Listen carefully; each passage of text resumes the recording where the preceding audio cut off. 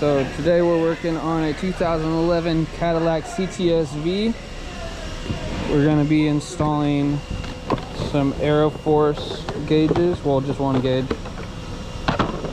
So we got the wiring for the O2 sensor, the module, and the rest of the wiring to wire it up. Second box, got the actual gauge. I've already pre-taken the plate out and put the V1 on there. OBD2 port plug-in. Then a little harness for behind the gauge. So this is pretty much what all you'll need.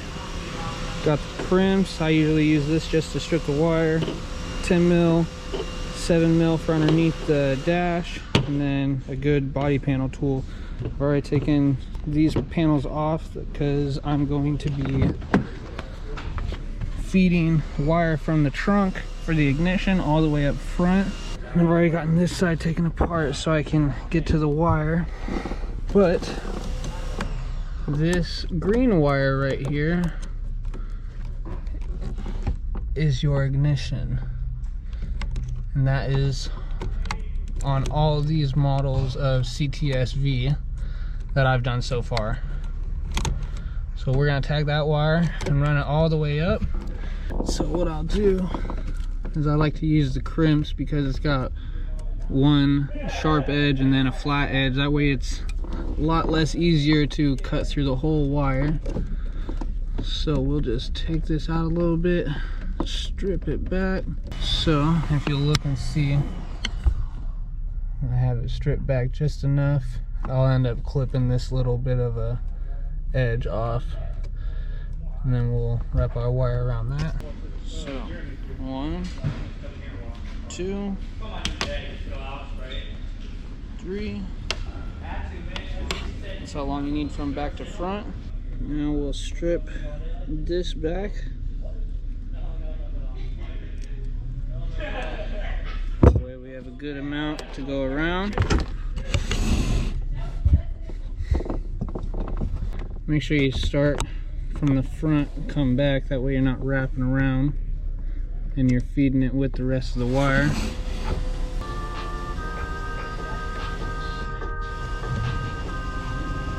Alright, then we'll warm up our solder. Get that soldered up, taped up, and feed it to the front. Then we'll put our cover back on. Going this way.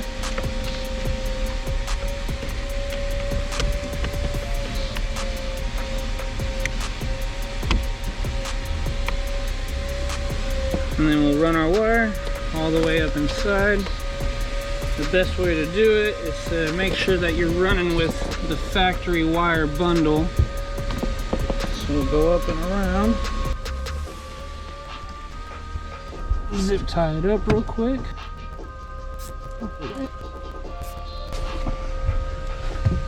Take the flush cuts. Now that we got the wire back there, we can put this panel all back together.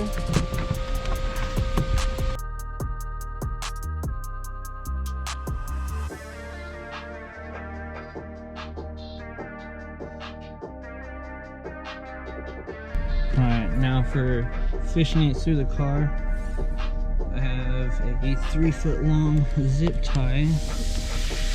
This actually helps out a lot because it'll go through the body panels pretty easily, especially if you're just feeding one wire. Alright, now that we got it ran up to the front, go back and make sure you zip tie. You got just enough excess to get to the center of the console, the center of the dash. So for this, you gotta take off 1, 2 panels, this little one up here, and then this long one right there. So we'll start off with this.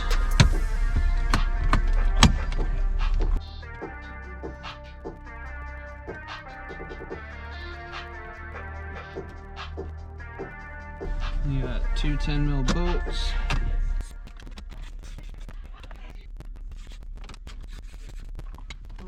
Two 7 mils.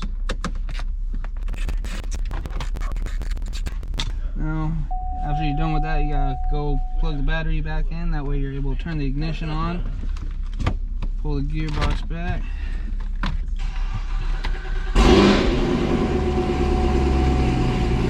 Now when you're done taking all this out, you're gonna have two harnesses. One for the AC controls, and then the brown and blue one for the cigarette lighter. And then after that, you got a free panel.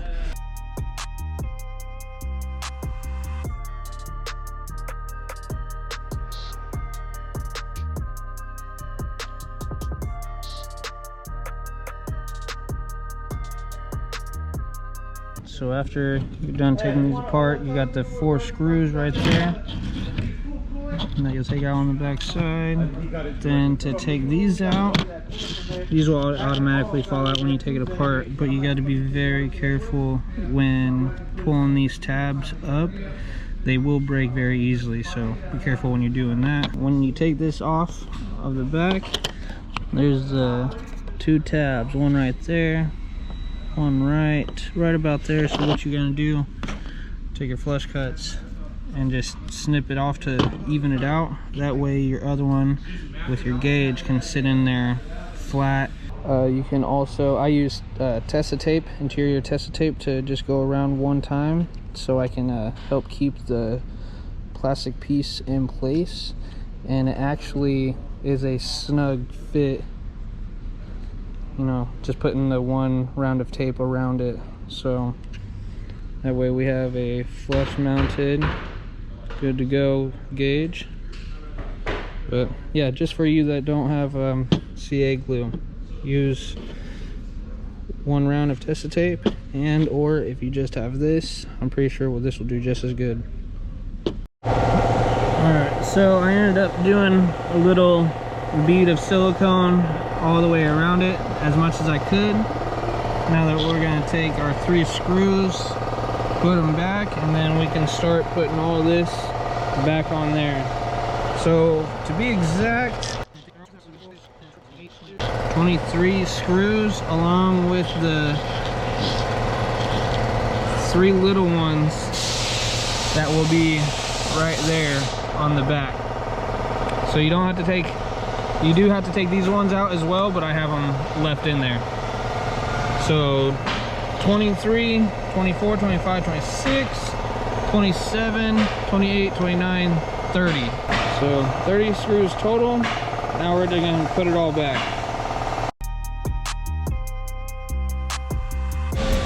Alright, just for, you know, just safety precaution, make sure you put your own zip ties back on, that way you don't have just free wire. Now we're gonna run our OBD to our module, well, the back of the gauge, along with the module that we taped up. So I have it to where power and ground is going in right there, and then this also goes to the gauge. So this we'll put into the driver's side dash panel. We'll put it behind there, that way it's easy access. Plug the OBD2 port in and route both of these. You see, got it all Tessa taped up. Got my powers into a male terminal. Got my ground extended, and then this goes to the back of the gauge along with this. So we'll put them both in, tape them up, that way they stay clear. And also to add in, after I get done routing all those wires from the side panel to behind the radio, we'll raise the car up, route the O2 sensor, route it to where we can get it to the O2 sensor, and then route it into the grommet that we will have to take all the way off.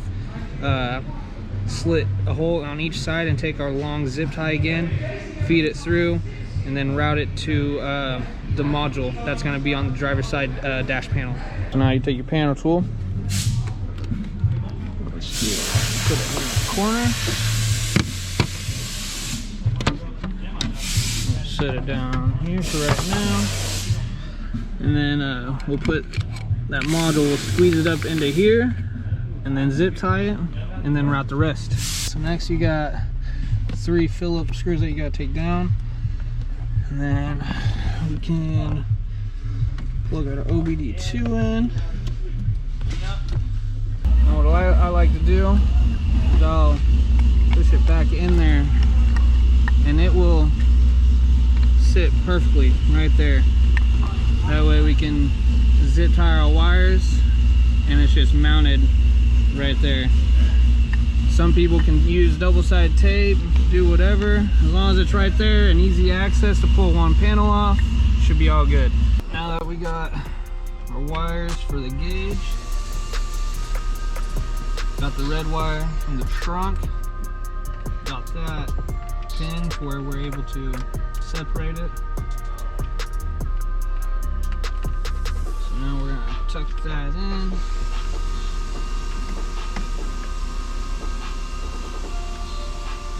Turn the car on.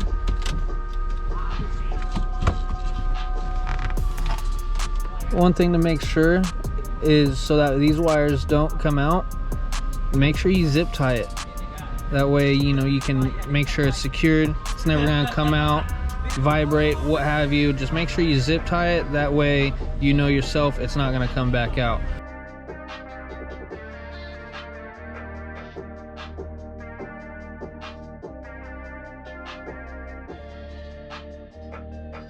So, final product, after it's all back in, you got it flush mounted, nice and level, looking very good. So now that we got it all tucked in, we can raise the car up and get the O2 sensor at least routed into the car through the grommet underneath the dash and feed it up to the module that's behind, like how we had it behind here, and that will be it. So this is how you install a wideband on a CTS-V2. If you have any more questions or like to see any different videos on subjects like this, let me know, leave a comment, and make sure to subscribe to the channel for more.